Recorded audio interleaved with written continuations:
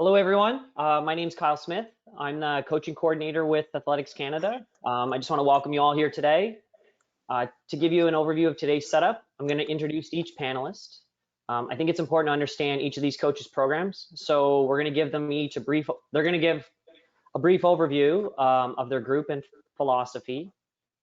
And we'll discuss what a typical year looks like for these coaches, and obviously questions relating to cross country.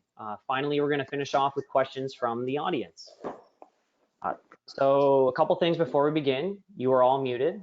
If you have questions, please address them in the questions dialog box on your screen. We got John LaFranco there in the background. He'll be navigating through some of those questions. I'm sure there's a lot, so please keep them specific to the topic today. And finally, the webinar is recorded, so you'll see it in the coming days if you want to rewatch it. If you put your NCCP number in, you'll receive 1 point for this. Perfect. Okay, so let's go ahead and introduce everybody. We'll start with Derek Hackshaw. He's the head coach of the Newmarket Huskies track club and high school math teacher. He's also a master's middle distance cross country athlete with the Huskies as well. Derek is a certified endurance performance coach and coach developer, and he is a Toronto Raptors fan, which I know done a little upsetting. Right. Okay, no problem. Shake it off. I know, shake it off. Second person we'll introduce is Melindy. Melindy Elmore. She's the head coach of the UBC Okanagan and an endurance coach with the Okanagan Athletic Club.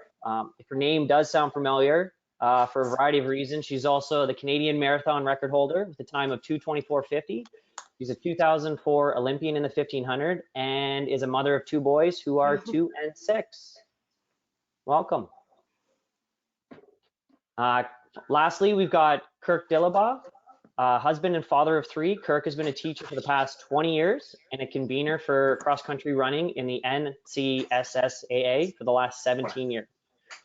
He's a current chair of the OFSA Sport Advisory Committee for cross-country running and has served on the committee for the last 6 years. And lastly, his school girls cross-country program has won the overall title for OFSA Cross the last 6 out of 8 years, not counting this year, of course.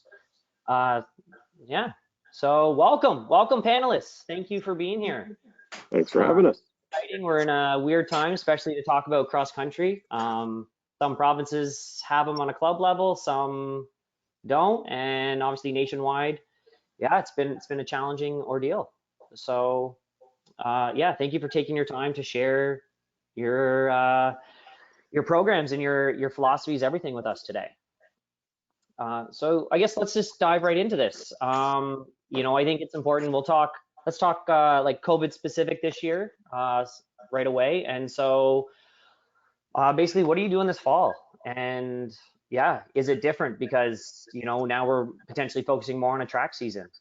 So, or actually first, let's go into your, let's give you each an overview.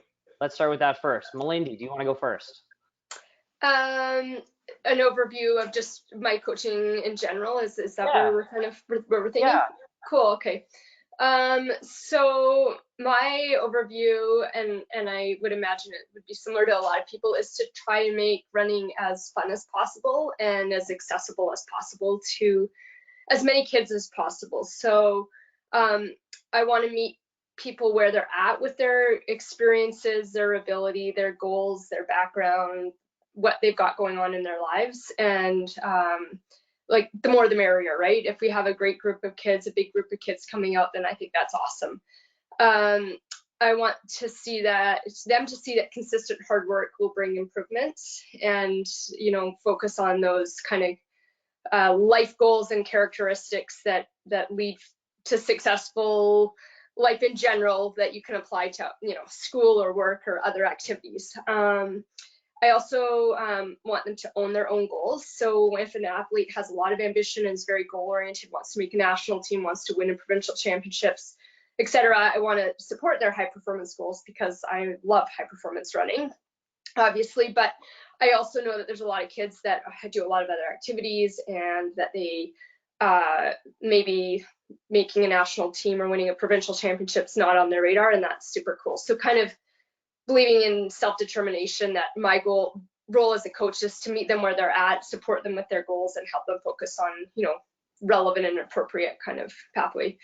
And then in terms of training, exposing them to a variety of different types of distances and workouts. So we will focus at this time of year on drills, strides, core, that kind of stuff to create like a good athlete. So athlete first, runner second, and doing a lot of mixed pace workouts. So, short and quicker stuff, short hill reps, short strides with some tempo aerobic stuff, but kind of shying away, at least right now, from a lot of VO2 max or hard interval race specific kind of work. And then finally, just working on, injury prevention, athletic development, mental and physical resiliency needed to progress to the next level, and that can be applied to other aspects of life. Awesome. Thank you. This is good. Kirk, do you want to go next? Sure. I'm going to focus my comments right now on the high school component, although there certainly is the club component as well.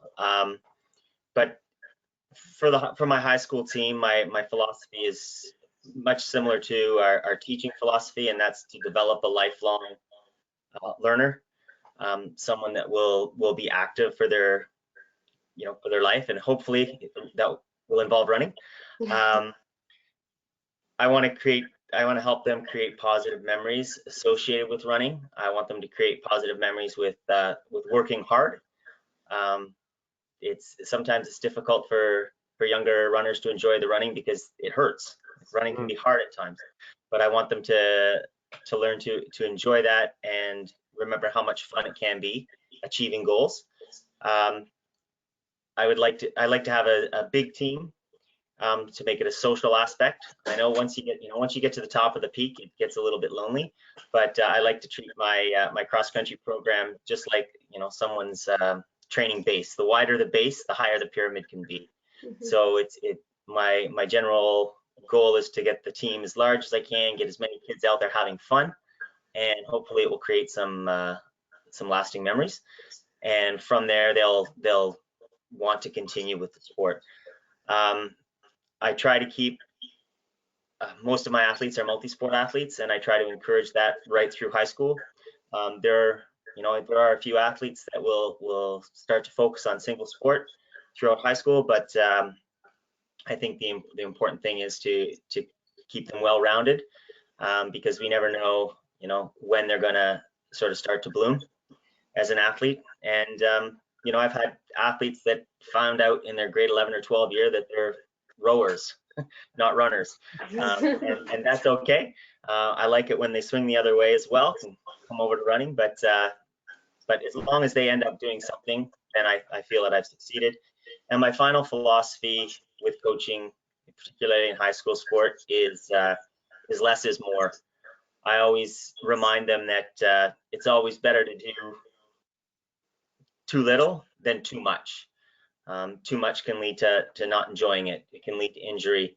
And so, when athletes are asking me, should I do one more rep or should I do one more interval, I'll always say, it's always better to do one too few than one too many,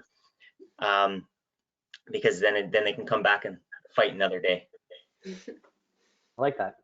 Yeah, that's good. Derek, let's hear yours. Yeah. Very good. So a lot of what Melinda and Kirk mentioned, right on point with. It's a collective that we're trying to build here in Newmarket. Blessed to have 120-ish athletes in our club, all in total. Start from grade 6 at the minor end, right up to guys in their 70s at the master's end, and everything in between. So we have a minor program.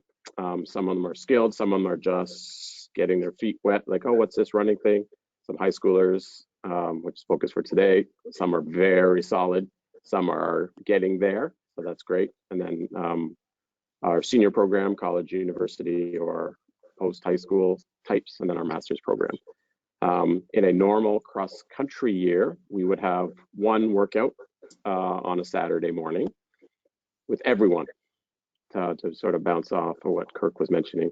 Obviously, we warm up the same time, we activate the same time, stretch after, to try to get those coordinated, so people can see it's not just a specialized group doing certain things. Like the principles of training are the same, and they can see it all the way through.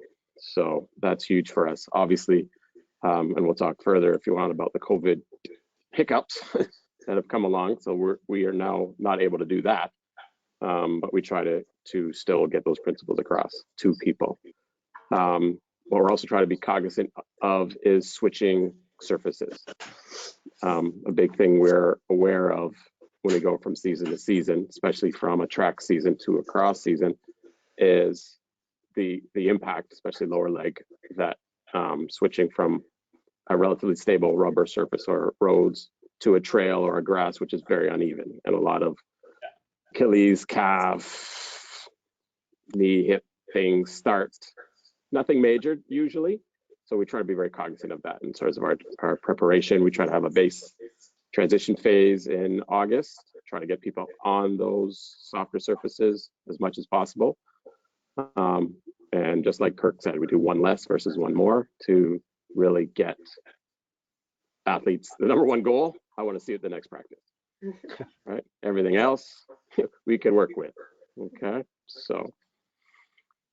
I like that. I mean, that's helps keep consistency too, and that's what we want. You keep consistency, and you're just going to be able to train. And yeah, but it's great. I mean, I see a common theme here that you're everyone's looking at for the athlete. You're looking at creating that community bond and fun, regardless of the level that you're striving for. That's right. For each of those athletes. So that's awesome. I mean, that's great to hear. I like this. I like to know everyone's philosophy, and then it helps me kind of see who I relate to or aspects that I can navigate with. And especially for today, like laying out a season, this helps. I can kind of see and take from of like what you believe in, and that fits with me. So that makes sense, and I can see that. So I like hearing your philosophies on this. Cool.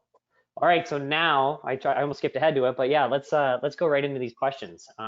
Okay, so the fall, let's think about this specific year, COVID year. What are you doing this year so far? Kirk, do you want to go first on this one? Sure. It's a challenge. With our club kids, we've started to meet together, for cross-country training. In the schools, everything's shut down. We're not allowed to meet, so we've gone virtual. And how that looks is, we've created an online team, so to speak, where I can post, weekly workouts, challenges, some training principles or guidelines. I've got about 45 athletes from the school registered with that. There's a bit of miscommunication between the schools, between the school and the school board. So we don't know exactly what the season's going to look like. I did get off a conference call yesterday with the National Capital Secondary Schools Athletic Association, where we talked about running something virtual for the kids.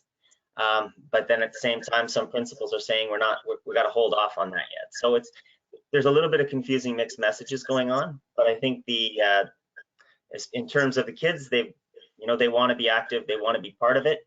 And so they're signing up, they're coming out. In terms of what it looks like, every year things are a little different. We've got in my high school team, I got a bulk of my team that comes from a Nordic ski background. And so they've been doing lots of mileage all summer, gearing up for their cross-country ski season. They're ready to jump right into things. They've been doing intervals with their ski club throughout August. They've been starting to do some intervals, so they're ready to jump right into that.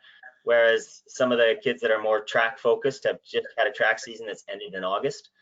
So, they're just slowly getting back into things, and they'll be doing more base work. So it's a bit of a juggling issue. But this season, with no cross-country racing season per se, we can sort of all get on the same page and sort of do more things together. Okay, to kind of create that culture, that support system there. Yeah, I like that. Melindy, what about out in BC? Yeah, kind of similar. We're having to go with the flow a bit. Things are changing. Things seem very ambiguous still in terms of when we'll have competitions. But I find that that doesn't really bother the kids, and I think that's great. We're able to meet 3 times a week for practices. We have to, follow some protocols, but because we're outside based, I have to remind them a lot to stand further apart from each other. That's kind of the extent of it right now. Hey, you, move back. Everyone take a step back, but not too far. And I think it's just a good opportunity to remind kids and adults that we need to learn to go with the flow, and we can't always control everything. And these are, in BC last week, we had massive amount of smoke. So we basically were canceled from training all week, and we had to postpone a time trial. And so it's like, yeah, you know what, we're just going to go with it. No big deal. Like, keep the perspective of what life and running is all about. And it's one day lost here or there is not a big deal. One season, it's not that big a deal. I mean, it is disappointing for kids, especially in grade 12, and to lose that last year for sure. And I think like empathy goes a long ways of respecting the fact that they feel a loss, but at the same time, helping people frame it in a positive way. And so training this year is a developmental year. We're going to get super fit, super strong, super consistent, no injuries, and be all the better in the long run for it. So that's kind of the approach that we're taking.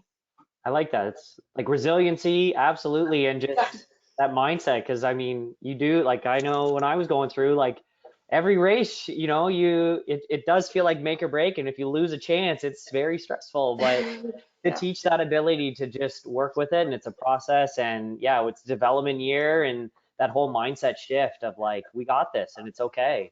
Totally. And I also think that there's a real place for just a training block that we accelerate often in the context of a race season, especially when you talk about cross country, possibly indoors, outdoors, a club season that extends into summer. And so they're always in a racing cycle, and let's just get to the core of running for the fun of running, and races will come. Absolutely. Like, that's it. I mean, we're looking at provincial championships sometime tweaking into August, late July, and then all of a sudden, here's September cross country races. You do kind of miss that block. Derek, what are you guys doing? Very similar. So obviously in the spring, summer, we got used to, Zoom calls and virtual runs, virtual workouts. So what we'd often do, we're get on the Zoom call at 5 o'clock. Okay, we're gonna activate together. So we'd have the cameras going, and everyone would do their own little thing. And 3, 2, 1, go run. We'll see you in 90 minutes. We come back and we do a core workout after the run, virtually, right? So sometimes if we lived in the same town, you might see the person you just saw on Zoom going the other way on a path. It's like, then you got back to your house. You don't want to be late for the phone call after, the Zoom call after, and then we'd do our core session together, crack up, and do our fun stuff to get through, right? It was a big unknown when this all started. Summer came, people were like, well, do you think they'll be racing? I don't know, maybe yes, maybe no, but it all didn't work out. We set up, there's a bunch of virtual series and things out there. We set up our sort of own mini series. We called it the Neon League, based on the Golden League. We picked non-traditional events to try to get people's mindset away from specific, what's my 800 time, what's my 1500, so we'll do a K, we'll do a mile, that sort of thing, just to put an effort in when we put times up. Some people cheated. We try to say keep on flat ground, start and finish the same place, that sort of thing, no tracks. Let's all be fair to some people. Started, and you look at their Garmin readings, and they'd go downhill, but bottom line, it was all for fun. Oh, Coach, right? I didn't know that course was gonna straight downhill. Yeah, okay. Yeah, sure. You didn't feel fresh when you were flying, and you take whatever. So what I'm getting at with that from a cross perspective, that template is in place now, right? So we had 2 or 3 decent weeks of training as a group in late July, I believe. And then August is usually our down period. So we tried to stick to our seasons. So right now we're still, as Melindy mentioned, 3 workouts a week with the group. Our meeting times are spaced. So when I first heard the 100 became 25, like, oh, okay. But from an organized perspective, we have a little more leeway, but I'm still trying to keep numbers low at any one time. So we're going to keep doing that. If it ever comes down to we have to go back to that, the template's in place. That we need a fall cross-country neon league, we could do that. We do training cycles, we can do that. You know, we're feeling we're in a good place if we need to go back there. Saturdays are long days. We have 4 different group times instead of 1. So first group's at 8, last one's in the afternoon, 2, 3 o'clock. So it's a long coaching day, but I think it's worth it for our athletes to have that time, to have that safe time that they can just be themselves, wear their mask when they're not running, be apart. When they are running, we run them in generally pairs if they're doing something close, or if it's a longer workout, we might stagger them. We're trying to mimic as well the potential cross racing setup. Start on the line 2 meters apart, you know, 30 seconds later, 50 seconds later, the next group goes, that sort of thing. So, you know, playing it, just being aware day by day, week by week, seeing what's the new rule, what's the new restriction in place, and we just roll with it. So yeah. I like that. The virtuals, I mean, that's great to hear that. And I mean, absolutely, if you're going to, we didn't know what was going to happen. So the fact to lay a season out in a way works. And I mean, off times are huge because I don't know what that means. Is that great? I don't really know. And I've only done it twice. So I probably PB'd. Right. So my guys, that's a win, right? If you PB, that's what you want. A few of my guys are asking, so what are we racing? What are we racing? And you know, end of September, there was one scheduled at Sunnybrook. So that's been pulled. When Ford made his announcement, even though it really didn't apply to racing numbers per se, they're just being overly cautious, which is I have no issue with. So we're going to see. I just said, guys, if we have to do a time trial to sort of mimic what you might see, we'll throw those into particular workouts. If not, if the races do show, we'll look at them carefully, see if they fit what we're trying to do. In my mind, if a restriction came down from a race that you have to run with your team from a COVID perspective, it makes sense from a COVID perspective, but to me, that doesn't make sense from a competitive standpoint. You go to a race, it's to race others. So the same people you're training with, you're going to race with, you might as well stay home and do a time trial. Just keep that safety, that sort of thing. So we'll see. Provincial championships are still scheduled mid-November. Fingers crossed. Fingers crossed, yeah. We are hopeful. Cool. Well, you guys, you'd already answered my second one about how you were kind of changing the structure, and I'd heard it, you talked about different. So I guess can you hear me? Oh yeah. Oh, okay, sorry. I guess my next question would be, you know, where, like, let's say typical year, you know, where do you see the high school cross country season fitting into the year of training in the athlete's career? So, you know, obviously, I'll tell you what, we'll go Derek, actually, we'll go with you first because this will be good. And, you know, understand that obviously the OFSA hoodie is huge and that, sweater, is it sweater still? No, it's coat now, isn't it? The OFSA coat is the end all be all. It's a hoodie. Oh, it's a hoodie. Okay, just making sure. Okay, Forget no one them. else They want to understands call it it's something else, that's on them. Ontario, but everyone knows everyone laughs at us. Hooded sweatshirt. That's as far as I'll go. Yeah. Where do you see the typical cross country season fitting into a year of training for yeah. So sure, I'll start. Typical year, there's 2 reasons for cross country. One, a great base season for indoor/outdoor track. If you're a track guy or track girl, right? If track is your thing, you're 815 type, you could still do a great job with cross in terms of letting that be your base season to get you strong, get your both, you know, cardiovascular system flying, and then get your body ready for the pounding that's coming winter and spring, that sort of thing. Others love cross. That's their season. That is what they'll do the track, they'll do the other thing. do some road racing, but they live for September to December. So we've been fortunate as a club to have a number of people qualify for a variety of world teams, and they live for cross. When Nationals was canceled this year, it was a really tough day for a number of our athletes. To me, it's the epitome of racing to get out of our area and get on a bus, get on a train, get on a plane, go somewhere cool and unique. Typically, a national cross-country course is going to be an amazing course no matter where it is, right? Guelph, Kingston, out east, out west. Abbotsford did a great job. I guess last year we were truly looking forward to it this year. Guys that wanted to make it, couldn't quite make it last year, are kicking themselves for not going last year because they're losing it this year. That sort of thing. So two-pronged answer to that. Depends on the athlete, right? Lots of people go from liking the sport to loving the sport through a cross-country season, I find.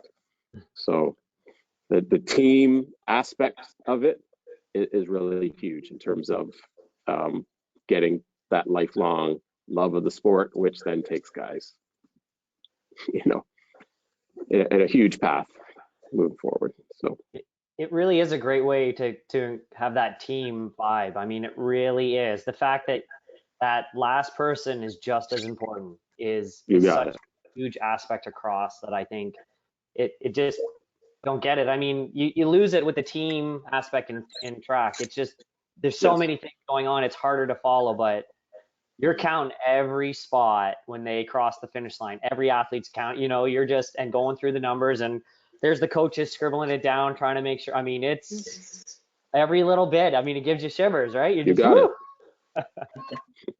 Yeah. Melindy, do you wanna go next? Yeah, absolutely. No, I totally agree with Derek. And I, as a high school university runner, loved to race track, and 8:15 on the track, hot summer days on the track was what really got me pumped up. And then all of a sudden fall would come along, and then you'd realize, like, everything gets crisp and the leaves start to change colors, and then you think, oh man, like, I actually really love this too. And I think it's almost more like, if you're process oriented, the cross country season is part of the process of the results of track season if you're a track athlete.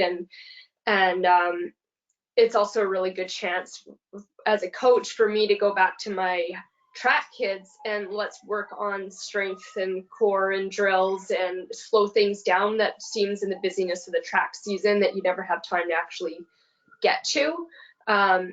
That it's more time, and then it's just more time, like we've all said, about the camaraderie of just running together and enjoying being out in nature and in the trails. And I think it absolutely is a really important part of the year, and it breaks the year up too, and it defines the year in a really special way.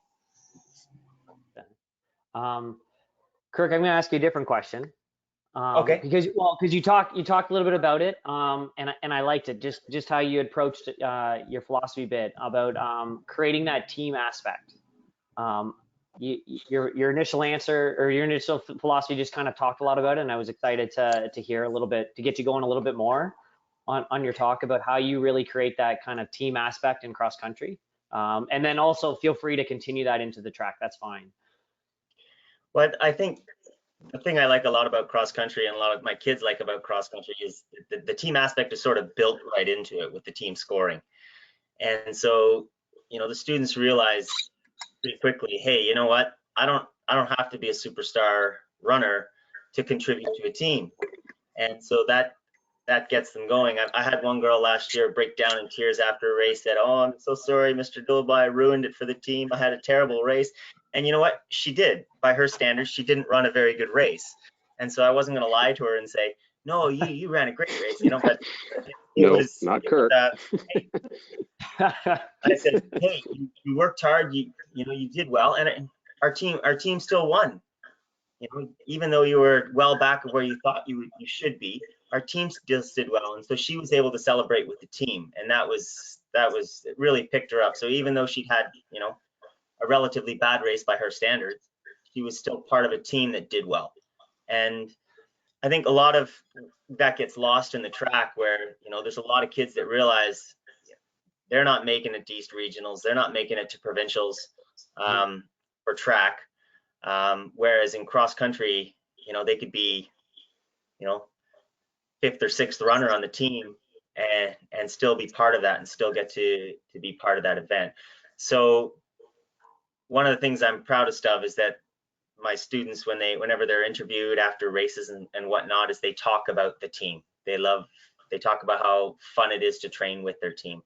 And so in practices, we'll group athletes, not necessarily by abilities, but, you know, we'll put little groups that you know, in the same age category. And even though they may get spread out a little bit more, you know, on the recovery runs, the faster athletes will turn around and jog back to the slower athletes. We'll keep the intervals short enough, you know, that they can keep up. And so they get that group of friends. They enjoy training with that group of friends. And then when they succeed as a team, it's all that much more meaningful for them. I like that. I like that you change the course. I mean, it does. I mean, to run a little bit less is not a big deal. We can, you know, you're cutting your rest and you're able to just still be a part of it, which is good. I like that, especially with high school. I mean, because that's what you're hooking for, is that lifelong. Yeah. Derek, do you want to go next? I know you guys, Newmarket, you guys, I mean, Neon, you can always see you right away. Or not to. And we try. I do remember seeing a bunch of your athletes with the colors all on their face, right? They do the paint. No question.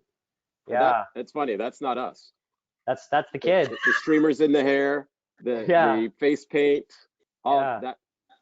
We love it, but we don't say one word about that.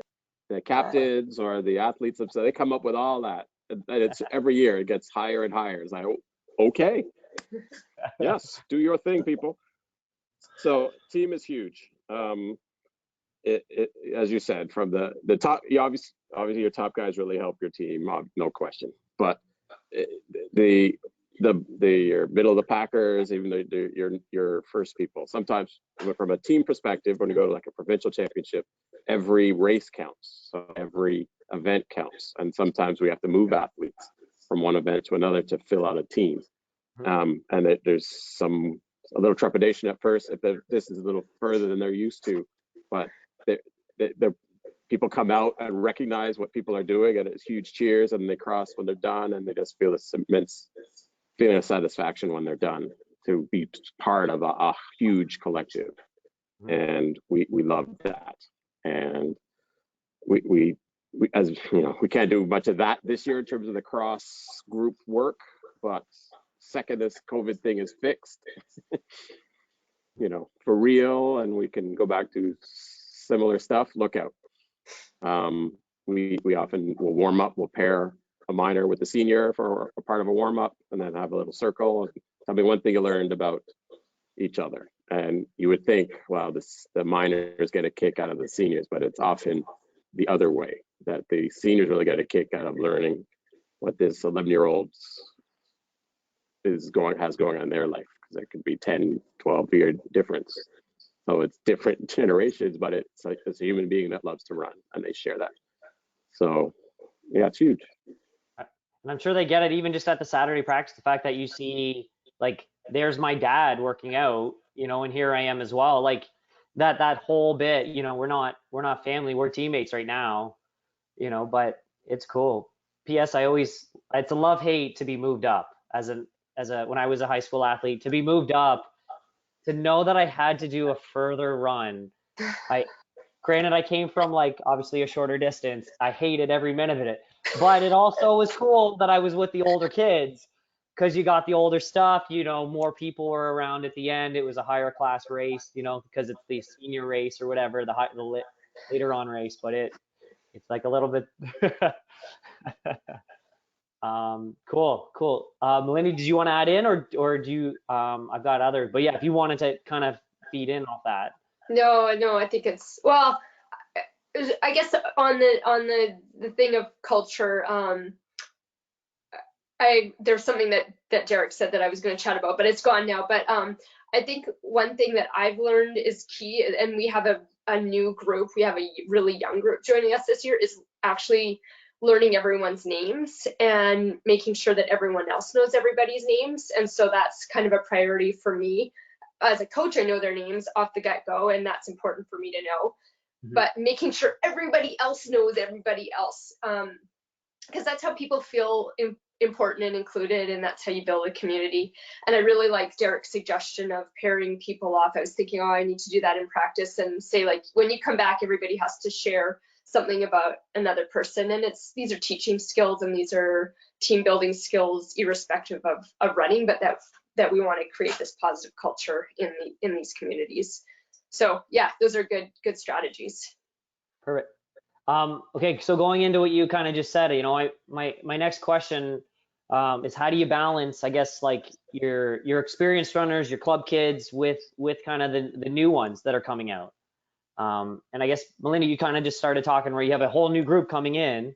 How do you handle these new kids that don't know anything, you know, and mix them into a group that has, you know, very talented runners, or, you know, understand, obviously, even the, like, you know, apostrophes in your workouts, like the dashes, all the little terminology when you write your workout down, when they're just like, what do you mean 60 dash? I don't understand what you mean. Right. Yeah. Well, we had a girl. What's that? Yeah. What are all those abbreviations? Yeah. We like I said, we started with a new group last week, and I've started a new program through our university program as well. So a lot of new kids, and then we've got, you know, at my grade 12s they're super uber focused. And I was out running the course that they were working out on the other week, just jogging behind them, and I realized one girl had stopped and she was in tears, and it was her first day. And then I started chatting with her and realized, okay, she's grade 8, she's 13, she's never been to a running practice before, she's completely overwhelmed, everybody's faster than her, and she basically wants to quit right now in the middle of the forest.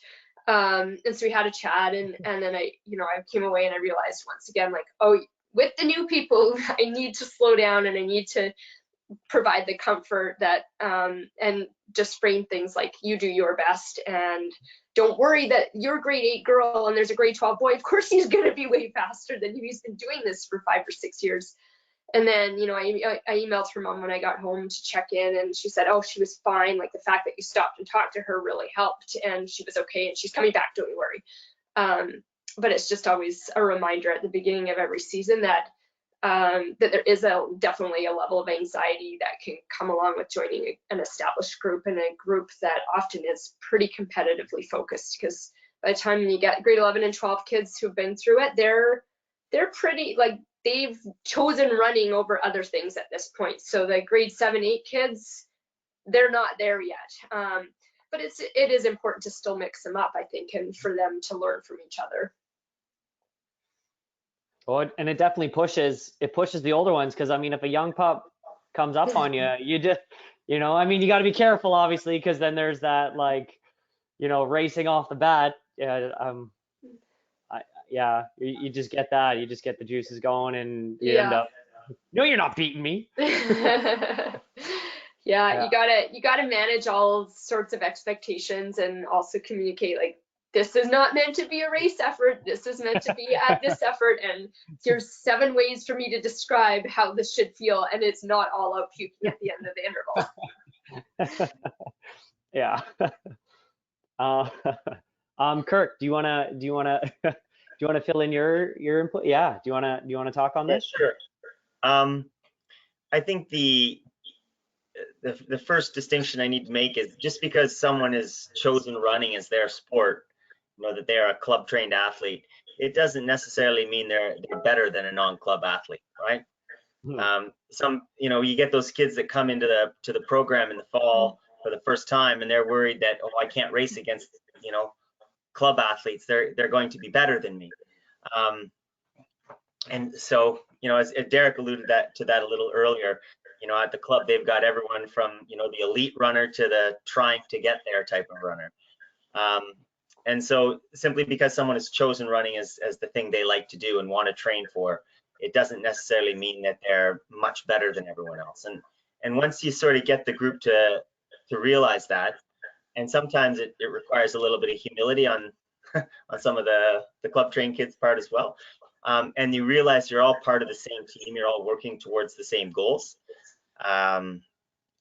then they can be helpful. You know, like the club kids can help with the warm up. When you got 70, 60 or 70 kids out for practice, it's difficult to, to interact with everyone. I do try that, on our run over to the park where we work out, I try to spend 2 or 3 minutes with each, a bunch of new faces that I don't recognize. But I let the senior athletes on the team know, hey, it's your responsibility to make sure that everyone that comes out today feels welcome.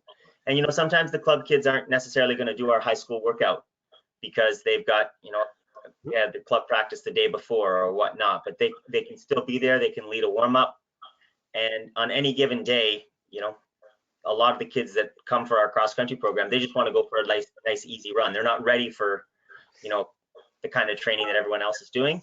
And so once we start the workout, those kids will take the other group off for a run and show them a new route or whatnot. And so it's just about finding that balance of what people can do and how we can integrate them into the practice and still have everyone feel like they've achieved what they came out for practice for. I like that. Okay, I'm gonna ask. I got a couple audience questions that I want to start getting to. So the first one is Derek. I'll get your take first. How do you handle university recruiting? So looking in your group, how do you approach it? Yeah. Oh, you're muted, Derek. Sorry about that. There we go. Okay, I get what you're asking. So it's not me recruiting, it's university recruiting our athletes. Yeah, is what you're headed towards, right? Typically, recruiting usually happens one of two ways. Either three ways. The most straightforward way is they go directly to the athlete and they skip the club entirely. I always find that's interesting that they do that, because it's like, well, forget, we have years of background on the athlete and they just think, well, we're just going to go straight to the athlete and that's all we need to know. It's like, all right, they just look at times and that's that. So good luck this year trying to do any of that. So that's one. Two, they will come to us specifically from a coaching perspective. First, to see what's the interest level. Is it an Ontario school? Is it a West school, out East school? So do we have athletes already that are there? And we try to, in my mind, it makes no sense to pull the wool either over our own athletes' eyes or their eyes. So I try to be as upfront as we can in terms of, do I think they're going to be a good fit for your program? If you're a flying program and it's a middle of the road athlete, we'll be blunt and just say, if you're willing, to potentially take a year or two to even get on their squad, that's something to consider, versus going to and I always should have started. Preface everything. What do you want to learn? Right? Step one. If the school has what you want to learn, then we can have that conversation. Do not go to school to run. Right? That's got to be the premise of it all. You want to do engineering, the school doesn't have engineering, but they have a lovely running program. And you're swayed because they have great facilities and they travel to all these meets and all these things. You hear these great stories, but you're done in 4 or 5 years and you have some other degree that you're not particularly interested in. That's a failure in my mind. So we try to just be upfront, be honest, try to get as many facts as we can. It's huge if we know we have a person. We try to reach out to as many coaches as we can. We have some tremendous relationships already with a number of schools. So we try to foster that, so it's a win-win for both. The third one is sometimes, the third way they approach us, we have a generic contact page on our website. So often, XYZ school we've never heard of has heard of an athlete. Hey, do you think you could pass on their information about our school to them? We have X number of dollars that we'd like to spend on them potentially, or that sort of thing. So then that often starts a research process. It's not necessarily that they're bad or they're just because we haven't heard of them. Sometimes you get a new coach and they're really trying to make a stake stake in the ground. So we try to do our research to give the athlete as much information and proper advice as we can. So That's good. It's like a together. Yeah. Yeah. you got it. Yeah. Kirk, do you wanna go next? I don't think I have much to add other than what Derek has said, other than, I ask the athletes to, most times coaches contact me for athlete information. I always reach out to the athlete first and say, hey, this coach has contacted me. Are you interested in that school? Sometimes the athletes say, no, I already know where I'm going. And that's fine. But I counsel the athletes to do their homework, look into the program, make sure the school has what they want to study, and see, talk to other athletes that have been in that program. Yeah. Perfect. Yeah, that's so huge. Yeah. So huge, and gets lost so many times. They get so enthralled. Oh, they won this championship, or this relay team, or this athlete, that athlete, or it's so warm down there, or they're at elevation. They go to these camps, and it's like, what do you want to study? What do you want? Oh, I'll figure it out when I get there. Yeah. Like, oh. Melinda, do you wanna add some? Because you've kind of got both going, right? Yeah, I I definitely do. I support my club athletes to go to other universities, and I try and be very athlete centered. If very few of my club athletes actually choose to stay in Kelowna, and I don't take it personally, and it isn't personal. It's that a lot of kids want to move away from where they grew up, and they want to try something else, and that's super valuable experience. So I help them connect to good programs that I know that I think would be a good fit for them. And now I'm wearing the hat of recruiting people to UBCO, which I think is also a fantastic opportunity for the right person, given the degrees that we offer and the climate that we have. But I think what Kirk was saying is with connecting to other students on the program is could not be shouted loud enough, emphasized enough.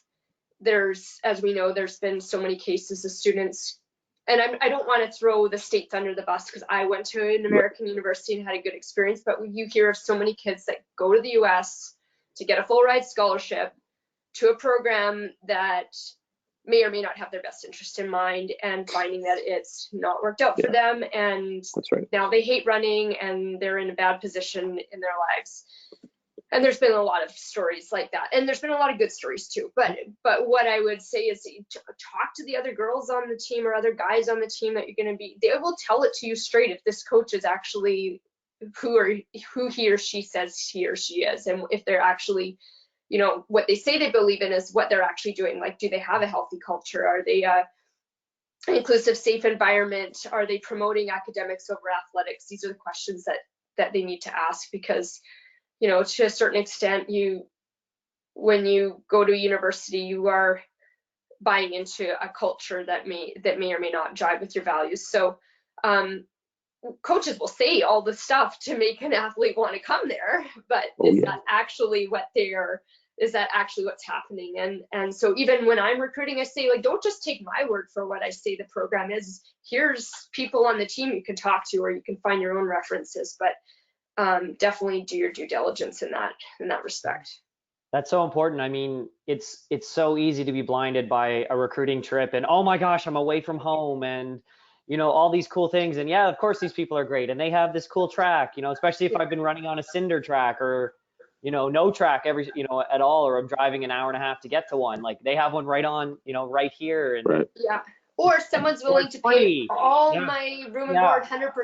Oh, it turns out that it's actually would maybe have been better to stay at home and go to university at home and spend a bit of money on university to have a good experience.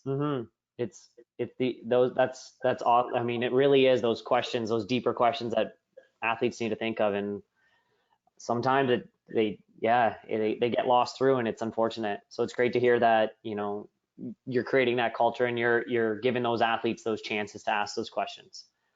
What I often try to tell athletes, just to jump in there, the official recruiting trip, I think it is, when all the pomp and circumstance is out, you got to go visit those as a bare minimum. To me, if you can find a second way to get to campus and sort of see it for real, if you will, just a regular day, go visit some regular classes, or to sneak around and see what campus is really like. It's because you're going to be there for a long time.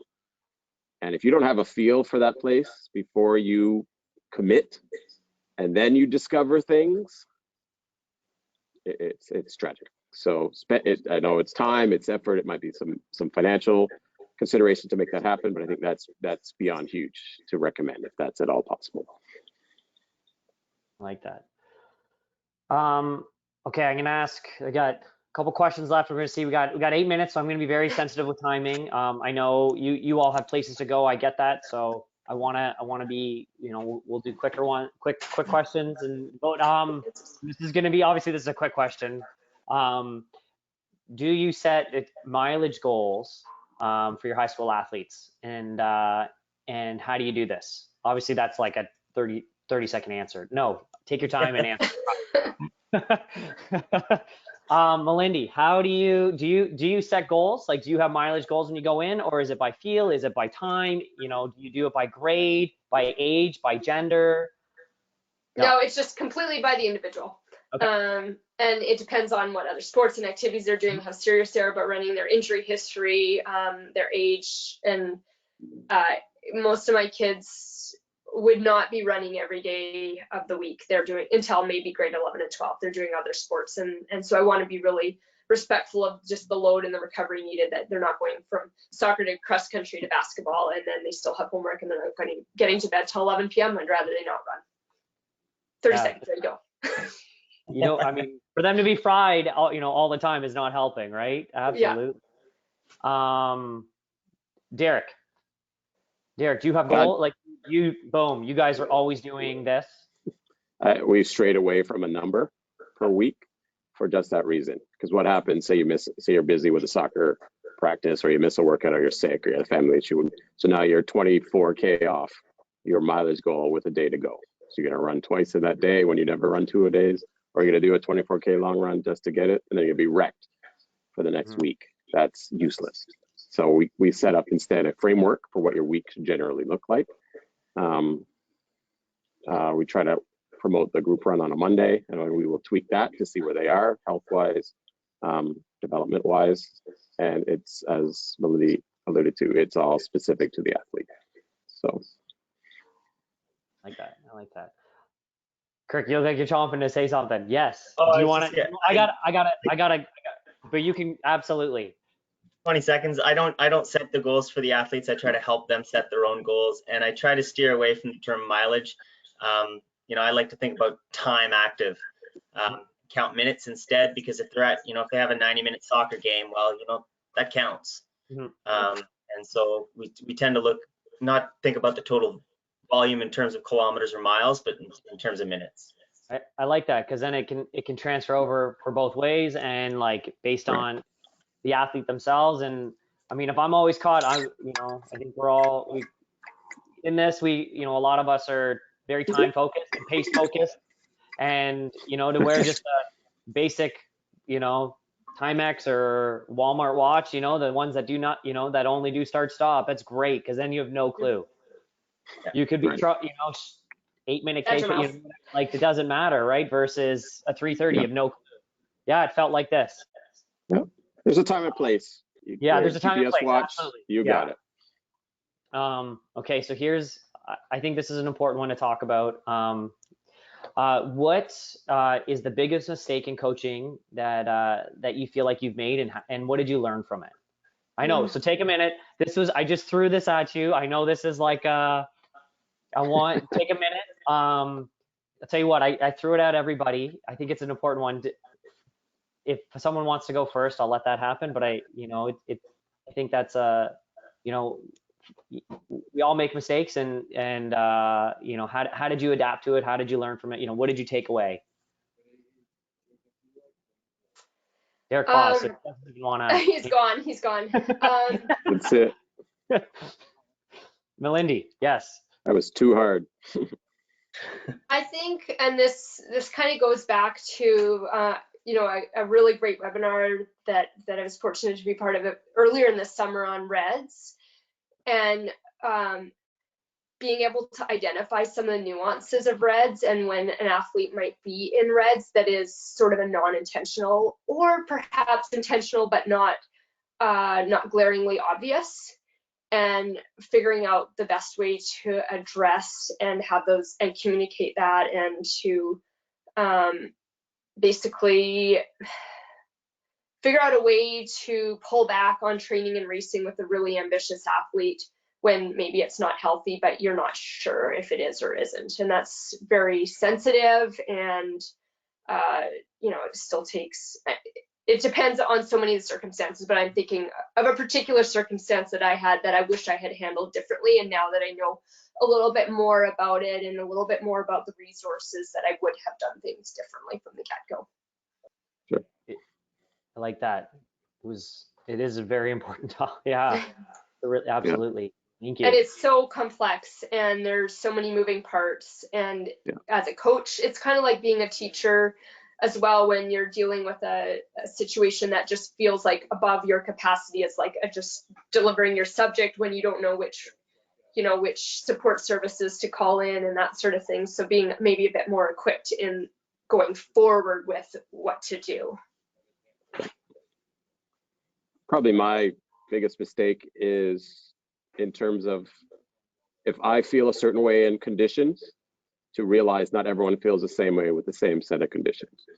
For example, if it's today, you know, what is it now, 24 degrees, I think it's lovely, but I must keep in the back of my mind, for some people, they're going to overheat on that. To me, it's like, oh, make it 10 more degrees, let's go.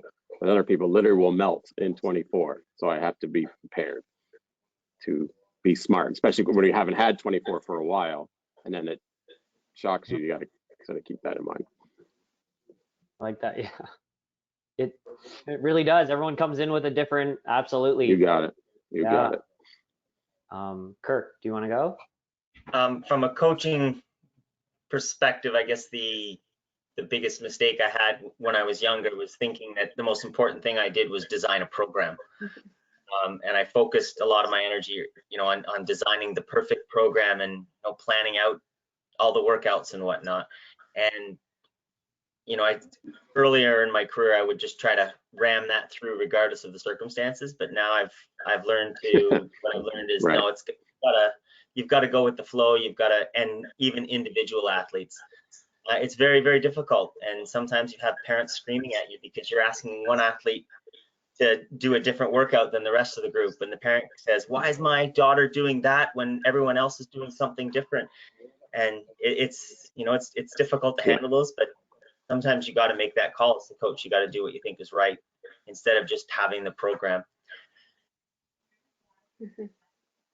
Totally. We've lost your volume there, Kyle. Silence myself. Okay. No, thank you. That was good.